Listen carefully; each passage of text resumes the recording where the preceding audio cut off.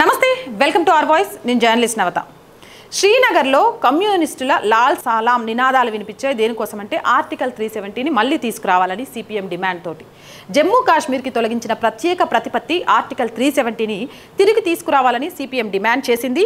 అలాగే రాజ్యాంగంలోని ప్రత్యేక హక్కుల పునరుద్ధరణకు డిమాండ్ చేస్తూ సిపిఎం ఆధ్వర్యంలో శ్రీనగర్లో జరిగిన సభలో లాల్ సలాం నినాదాలు ప్రతిధ్వనించాయి. జమ్మూ కాశ్మీర్ ప్రజల చట్టబద్ధ రాజ్యాంగ హక్కుల పునరుద్ధరణ కోసం సమావేశం అనే నినాదంతో ఏర్పాటు చేసిన ఈ సదస్సు రాజకీయంగా వివాదాస్పదంగా మారింది.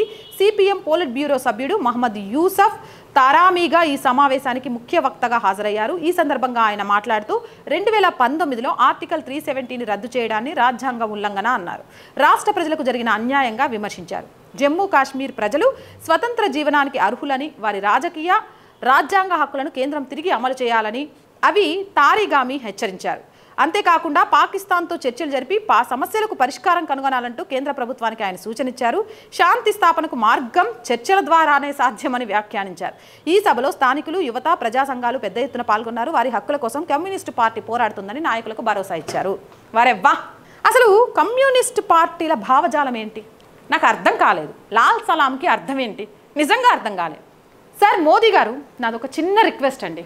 ఈ కమ్యూనిస్ట్ నాయకులు ఉన్నారు కదా, ఎవరైతే పాకిస్తాన్తో స్నేహం చేయండి, కూర్చొని శాంతి చర్చలు చేయండి, వాళ్ళు మీ మతం ఏది అని అడిగి చంపేసే ఉగ్రవాదులను పెంచి పోషిస్తున్నా, అక్కడ సమావేశంలో ఉగ్రవాదులు బాహాటంగా భారత్ని హెచ్చరిస్తున్నా కూడా కాదు మీరు కూర్చొని అయ్యా ప్లీజ్ మనం కొట్లాడుకోవద్దు, మీకు ఏం కావాలి చెప్పండి, ఓకేనా ఇచ్చేస్తాం తీసుకోండి అని చేతులు కట్టుకోవాలని చెప్తారు కదా. వీళ్ళను మీరు విదేశాలకు రాయబారులను పంపించారు కదా ఆపరేషన్ సింధూర్ గురించి వివరించడానికి, అట్లాగే ఈ కమ్యూనిస్టు నాయకుల్ని పాకిస్తాన్ పంపించండి సార్, శాంతి చర్చలు చేసి వస్తారు. పాకిస్తాన్ని ఉగ్రవాదుల్ని గుసబెట్టి మీరు కత్తులు లేకపోతే తుపాకులు వదిలేయండి అని వాళ్ళతో శాంతి చర్చలు మాట్లాడొస్తారు. పాపం మస్తు బలాటంగా ఉంది కదా వీళ్ళకి. ఆర్టికల్ 370 రద్దు మళ్ళీ పునరుద్ధరించాలి. ఎందుకు పునరుద్ధరించాలి? ప్రజలు కోరుకుంటారా? అక్కడ రద్దు తర్వాత అక్కడ ప్రజలు ఎంత బాగుంటున్నారో తెలుసా? ఎక్కడెక్కడికో దేశంలో పోయి దాక్కున్న వాళ్ళంతా మళ్ళీ వాళ్ళ స్వస్థలానికి వెళ్ళి ఎలా బ్రతుకుతున్నారో తెలుసా? అక్కడ పిల్లలు ఎలా చదువుకుంటున్నారో తెలుసా? అక్కడ వ్యాపారం ఎంత అభివృద్ధి చెందుతుందో తెలుసా? ఇవన్నీ తెలిసే మళ్ళీ మీరు ఆర్టికల్ 370 రావాలని కోరుకుంటారా? నిజంగా అట్లా కోరుకుంటారంటే మీరు ప్రజా శ్రేయస్సును కోరుకుంటున్నారా లేకపోతే దేశ వ్యతిరేకతను కోరుకుంటున్నారా? మీ భావజాలం ఏంటి? అర్థం ఏంటి? సమాధానం చెప్పాలి. నేను అడిగిన ప్రశ్నలో న్యాయం ఉందా లేదా కామెంట్ సెక్షన్లో పెట్టేయండి. మోర్ వీడియోస్ కోసం ఛానల్ వెంటనే సబ్స్క్రైబ్ చేయండి. ఆర్ వాయిస్ ఛానల్ చూస్తున్న ప్రేక్షకులందరికీ ఛానల్ని సబ్స్క్రైబ్ చేశారా లేదా అని చెక్ చేయండి.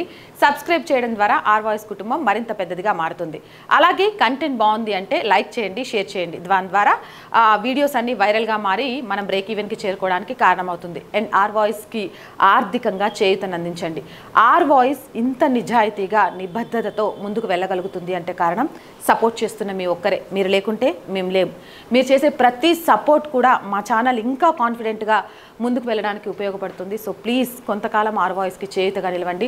చేయూతగా నిలవాలి అనుకుంటే సబ్స్క్రిప్షన్ పక్కనే జాయిన్ అనే బటన్ ఉంది. 1 to 5 లెవెల్స్ ఉన్నాయి. ఏదో ఒక లెవెల్లో సపోర్ట్ చేయండి. లేదా స్క్రీన్ మీద గూగుల్ పే, ఫోన్పేతో పాటు అకౌంట్ డీటెయిల్స్ కూడా ఉన్నాయి. మీకు తోచిన సహాయాన్ని అందించవచ్చు. వ్యాపార ప్రకటనల కోసం 8328500576 నెంబర్ని సంప్రదించండి. జై హింద్, జై భారత్.